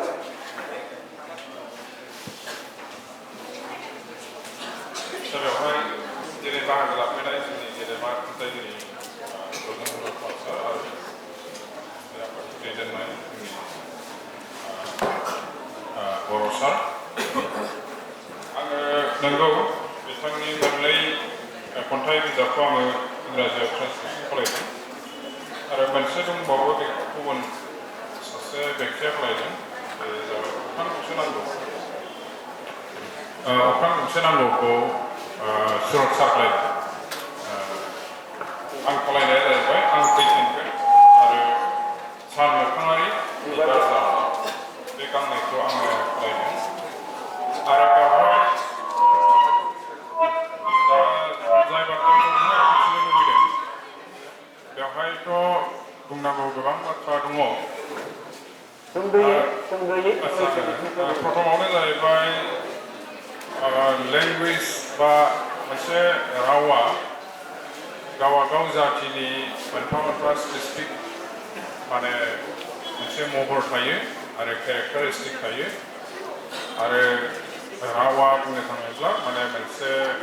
माहारिनि खालि बे ओरैनो कमिउनिकेसननि खोथा नङा बेवहाय मोनसे जातिनि साइक'लजि आरो जातिनि पारसेपसन आरो बे जातिनि माने सैथोखौ नागिरनाय बा रियेलिटि माने रिफ्लेक्सन बेफोरखौ गासैबो फैजोबो बेखायनो दा मोनसे रावनिफ्राय गुबुन राव मोनसे रावाव जिखुनु मोनसे टेक्सटखौ लांनांगौ जायोब्ला बेयो जोबोद गोब्राब जायो अब्लाबो माने ट्रेन्सलेसनखौ खालामनाय जायो आरो बेवहाय ओरैबायदि मोनसे आर्टिफिसियेलाव ट्रेन्सलेसन खालामनायाव बे गिदिर बाथ्रा नङा माने जोङो कमिउनिकेट खालामनो हायो खिन्थु स्टाइलखौ लांफानायाव बेयाव गोब्राब माने बे जोबोद गोब्राब माने खामानि आरो स्टाइलखौथ' लांफानो हाखाया जोङो आर्टिफिसियेल मोनसे माने गुबुन मोनसे स्टाइल जोङो क्रिएट खालामनांगौ जायो दा आङो बे उसुबिदाखौथ' आं मोनफादों आरो आङो बेखायनो आङो बेखौ माब्लाबाबो आङो साक्सेसफुल जादों होननानै आङो बुंनानै लाया अबयसे फरायगिरिफ्रा जेरैबायदि बेखौ नाजावो बे फरायगिरि बिथांमोननि सायावनो बेनि माने साक्सेसफुल जानाय जायो बिथांमोननि सायावनो जागोन आंनि अभिगथाया बेखिनियानो इंराजि रावाव दानस्लायगिरि महरै बिथां डक्टर सिखनाजन औवारिया गावनि अभिगतानि सोमोन्दै नोंथांमोननो माने फोरमायबाय दा जोंनि सारा एसे बायजोआव थांफैबाय थेवब्लाबो आं सानदों दि खन्थाइनि सायाव गोबां सावरायनाय जायाखै थेवब्लाबो गुबुन बिथिंफोरावबो सारनियाव माखासे सोंलु सोंनायनि प्रयोजन दं होननानै आं सानदों मानो होनबा बिथांनि माने थुनलाइ सोरजिनि बायदिसिना बिथिंनि माबा नङा माबा मोनसे बाथ्राखौ दिनै जों सुंथाना लाखिनो नाजानाया जोंनि गुबै थांखिमोन नालाय बेनिखायनो आं बेबायदि बिथिंथिंबो माखासे सुंद'यै सारनि माने बाथ्राफोरखौ मतामतफोरखौ लानो आं माने नाजादों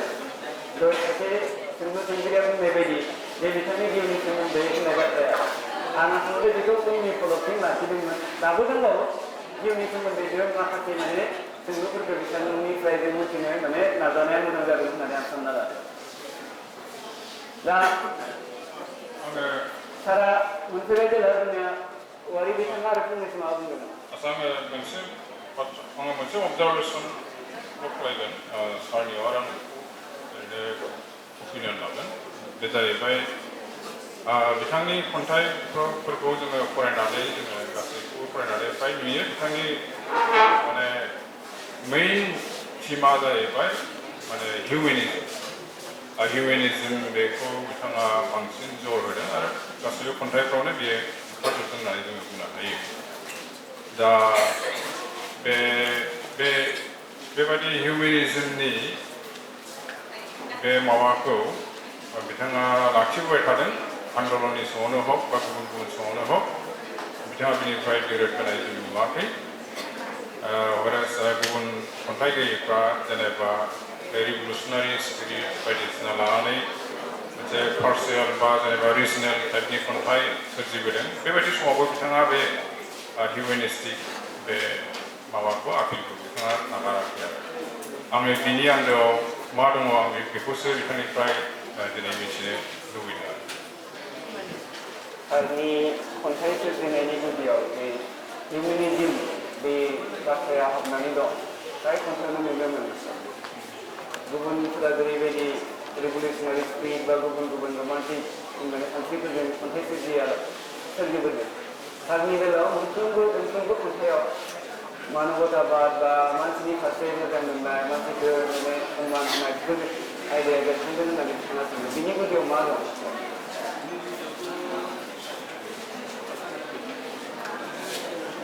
खोनाला सार खोनाला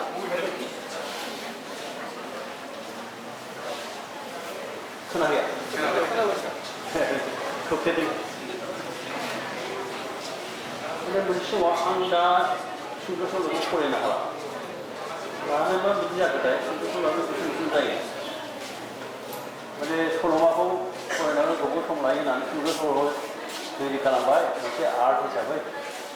बे समाव खिन्थु बिराद गिदिर गिदिर माबाखौ बिसोरनि मेक्सिम बर्डनि माबाखौ मारा बेखौ फरायनो मोजां बेखौबो फिल्म खालामफोजोबदों आसोलिनो नाथाय आरो जे बिजाबखौ फरायनो बियो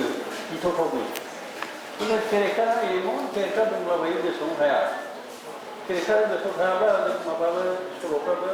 माबा बोरै जालाङो बोरै माथो जायो आरो खिन्थु बे माबा मोजां फरायनांगौ जायो इंराजिनि बाथ्रा बेफोरबो माबा लाबाय आरो मेक्सिम बर्डे गावनो बुंदों गावनि लिरनायफ्राव जे मानसिखौ बाद होनानै आं खुनु खोथाखौ सिन्था खालामनो हाया लिरनायखौबो आं हाया मानसिखौ बाद होनानै थारमाने माबा लिरनांगौबा मानसिनि सोमोन्दै लिरथारनांगोन आरो बेबायदि बेफोर इमप्रेसन खालामदों बे हिसाबै आङो आवगौमानि फिसा फिसा खन्थाइखौनो बेखौ बुंनो नागिरदों आरो बे थोजोबा बे माबा बिसिबाय माबा आरो खन्थाइआव आरो लाइननि गेजेराव बुंनो गोनां जायो आच्चा सार आं सोंलु मोनसे सोंनो नागिरदों जोंनि थुनलाइनि मोननै माने गोनां बाहागोआव सारा आखाइ होआखै होननानै बुंदों मोनसे बाहागोआ जाबाय सल'मा आरो मोनसे बाहागोआ फावथाइ सारा बेयाव माने आखाइ होआखै माबाफोर जाहोन दं नामा सार बे मोननै बाहागोआव आखाइ होआखै जाहोन जेबो गैया आंहा बेखौ एसे सर्सा खालामदों होननानै आं बेजों थांथारसै होननानै आं खन्थाइजों थांसै ओमफ्राय खन्थाइजोंथ' मोनासौजोबा रायथाइजोंसो बे मोननैखौ लानानै थाङो ओमफ्राय गेजेराव सुंद' सल' लिरबाय आङो बेखौ 12थासो 13थासो जायोना मालाबा सफैगोन आरो सुंद' सल' लिरदों होननानैथ' ओंखारनाया रेडिअ'आवबो आं फरायहैदों बे इसोरजों लोगोआव सानसे जायो फरायहैदों आरो बबावबा बिगाजों ओंखारबाय गासैबो फरायबाथ' आङो बेबायदि आरो रायथाइ सोरजिनि बिथिङाव नोंथांमोना बयबो मिथिगौ ब्रजेन्द्र कुमार ब्रह्म सारा गावनि रायथाइ जायखौ जों क्रिटिकेल एसेस होननानै बुङो बर' माहारिनि ओरैबायदि बिथिं गैया बे माहारिनि बाथ्रायानो बुं राजखान्थिनि बाथ्रायानो बुं थुनलाइनि बायदि बिथिंनि बाथ्रायानो होन गासै बिथिंखौनो बिथाङा आवग्रिजोबनानै रायथाइ माने थुनलाइखौ बिथाङा सोरजिदों आरो मोनसे खोथाबाव जायखौ जों क्रिटिसिजम होननानै बुङो थुनलाइनि मोनसे बिजिरनाय बाहागो जोंनि बर' राव थुनलाइयाव बे क्रिटिसिजम माने पार्टआव जोबोद माने उइक जानानै दं जायखौ जोंनि ब्रजेन्द्र कुमार ब्रह्म सारानो जोंनि बर' थुनलाइनि बायदिसिना खन्थाइनि सायाव सुंद' सल'नि सायाव बा खुगा मेथाइफोरनि सायाव आरो जोंनि मिथिफुनाय लिरगिरि बा गागि लिरगिरिफोरनि बायदि बायदि थुनलाइ सोरजिफोरनि सायाव नोजोर लाखिनानै बिथाङा बेबायदि माने बिजिरनाय माने लिरबिदांफोरखौ लिरदों आरो जानो हागौ बिथांनि बेफोरखौ नोजोराव लाखिनानैनो बिथांखौ सासे जों खन्थाइगिरि महरै मिथियोब्लाबो खन्थाइगिरि महरै बान्था होआब्लानो जोंनि दा ठाकुर बान्था थुनलाइ बान्था मोनदों बेयाव बिथांनो जों माने रायथाइ हाला होननाय रायथाइ बिजाबनि थाखायसो बिथांनो माने बे बान्थाखौ होनाय जादों रायथाइयावसो खन्थाइयाव नङा जों आसा खालामगोन खन्थाइयावबो निस्सय सारा सानसे नङा सानसे बान्था मोननायनि फारिया फैगोन दा बे सोमोन्दै सारा रायथाइनि सोमोन्दै एसे रायथाइनि नैबे जेराव आं कल्पनाखौनो खालामाखै खन्थाइयावसो होयोब्ला होनो हागौ अनेकआनो बेखौ सिन्था खालामदों सिन्था मोनबाय आं रायथाइयावसो रायथाइयाबो ओरैबायदि बे रायथाइयाव जेखौ आं रायथाइ होनदों बबेबा कलकाता होनो महर गोबां कलकाता ओमफ्राय रिसानि खोथा दं माने अद्भुत जायगा बे जायगाया बिराद गाज्रि दं बिराद मोजां दं बिराद गोजौ दं न' दङ एकदम मोजां गाहायाव न' दङ ओरै खुनुमथे गुदुं बुरजा जानाय मानसिफोर दं बेफोरबादि आरो बाहाय भाषाखौ आङो एसे खन्थाइ मोनसे बादि बाहायदों आरो माबाबो माबाबो बिदिनो टाइटेलनि जे माबा दङ नटफोर बहायबो बेखौ बोरैबा नायसनदों आरो एसे आरो दस्रा दङ बेफोरबो आङो रायथाइयावबो खन्थाइनि एलिमेन्टआ हाबनानै दं खन्थाइनि एलिमेन्ट हाबनानै दं आरो बेफोरखौ नायनासो होखो ना माखो आरो माखासे नैबेथ' बिराद गोलाव जादों बे माबा प्रसेनजित ब्रह्मनि माबाया प्रसेनजित ब्रह्मनि सोमोन्दै गोलाव जादों बेयो बेखौ आं थैया होननाय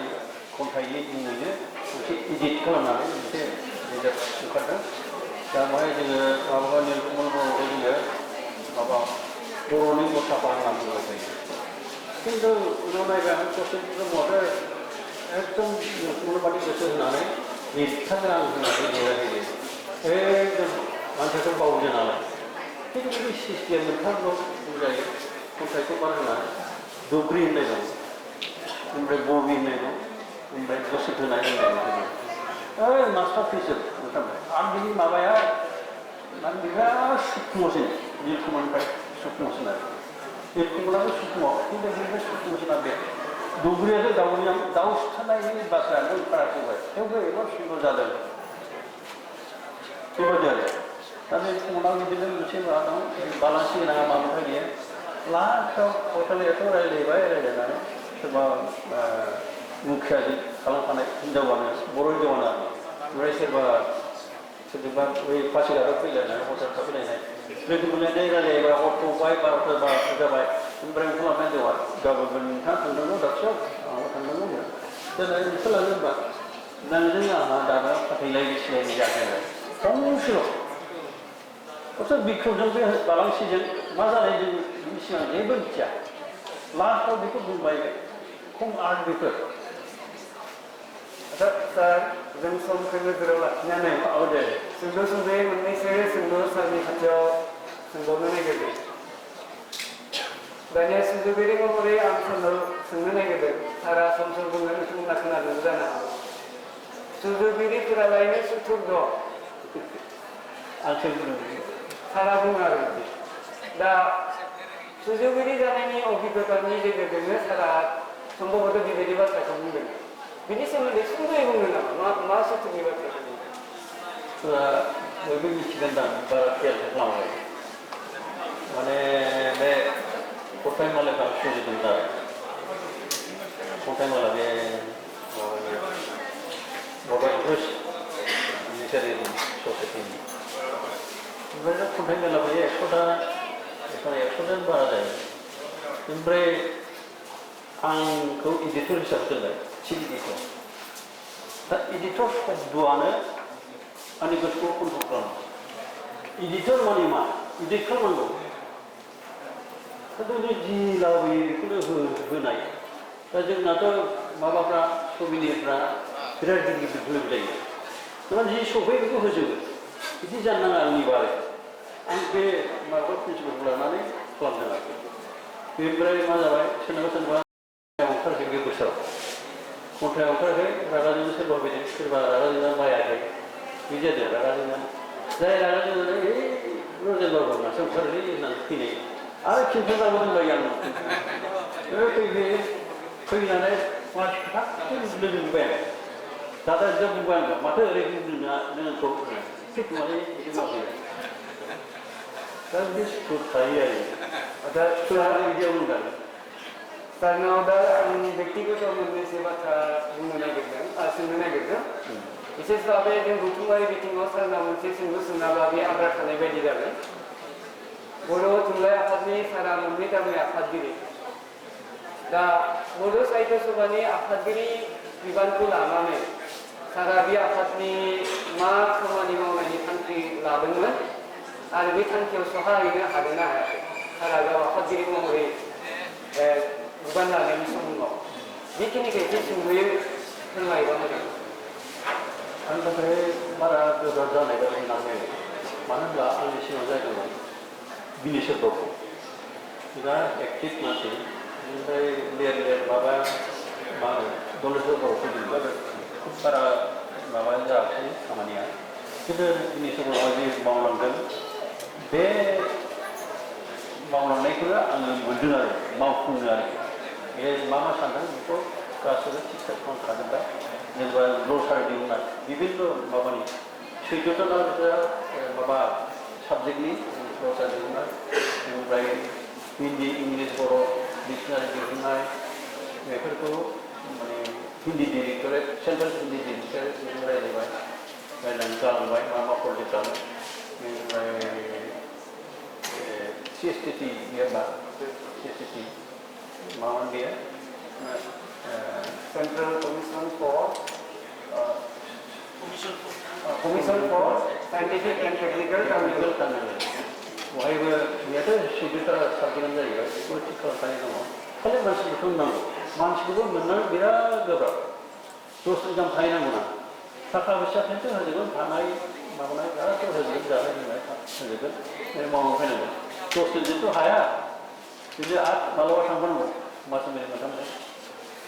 मावहैनांगौ बेबायदि जादों आरो बेखौ आफादगिरि महरै सारनि मावफुंनाय हाबाफोरा बेखौनो आरो बेनि अनगायै माबाफोर समस्याफोरनि बिथिङाव माखौ बुंनो समस्याथ' जोंना ओरैबायदि आं बुंबाय थादोंबो छिद्र हाबलायलायबाय छिद्र हाबदोंब्ला दस्रा रावारि मानसिफ्राबो हारिफ्राबो सानदों मा छिद्र हाबलायलायनाय माबाया लिटारेचारा स्टेन्डार्डआव फैगोन स्टेन्डार्ड बेनिफ्राय जों नुबाय आं थायै थायै ओरैबायदि आन्दाज मोनबाय आङो जोंना समस्याया बै नङा समस्या जोंना LP आव दं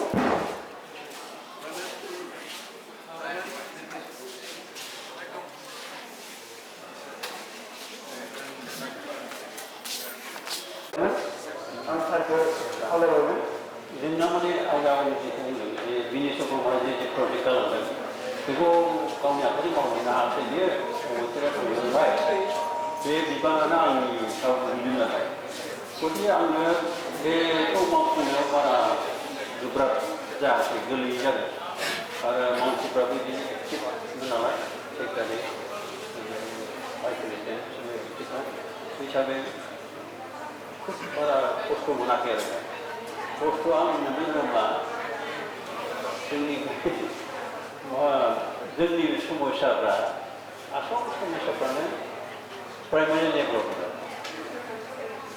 फंसे बुंब्ला जायो जे जोंना आधा जालांबाय बोसोरानो फोरमायनाय जानोसै थेवबो बिजाब गैया ओमफ्राय फोरोंगिरि गैया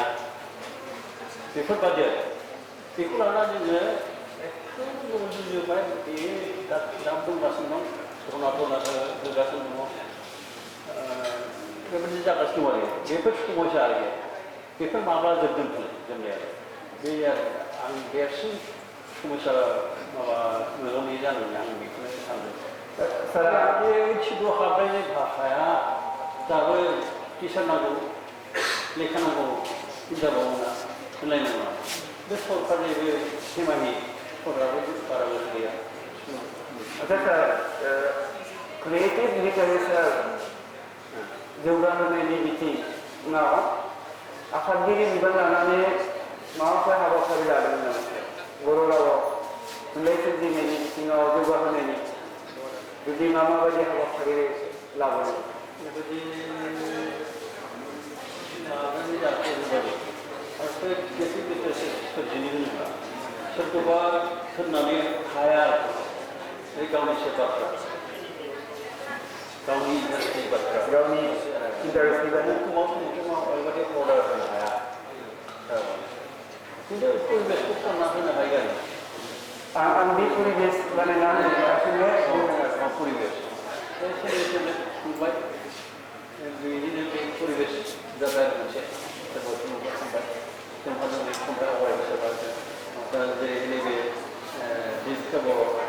बिनि खन्थाइखौ फरायोब्लाबो सोरबा थुलुंगानाय मोनो बेफोरो मोनसे परिबेस दिनैहाय जेरोखोम परिबेस जादों बिराद माने परिबेस जादों बे गेजेराव बे बुकुल बसुमतारी स्कुल दा फैनाया बे एकदम माबा जाबाय आउट अफ प्लेस जाबाय दुखु गैयि जाबाय एकदम मोजांसिन जाबाय बेनिफ्राय बेखौ बेखेवबावबाय आरो माबा मोनसे बेखेवबावबाय बे मोननै बे मोननै बेखेवबाय खिन्थु जों जे जिनिसखौ लानाय साबजेक्ट हिसाबै बे फैदों जाहैबाय दा बुकुला मुम्बाइ बायनाय थानानै जों लिरगासिनो दं बर'नि जानानै बर'नि सोमोन्दै लिरगासिनो दं दा बेनिफ्राय जों सोलोंबाय परिबेस मोनसे जालायबाय दा सारनाव फरायसाफोरा सोंनो नागिरदों सोर सोंनोमोन सोंहरदो सोंना बे मा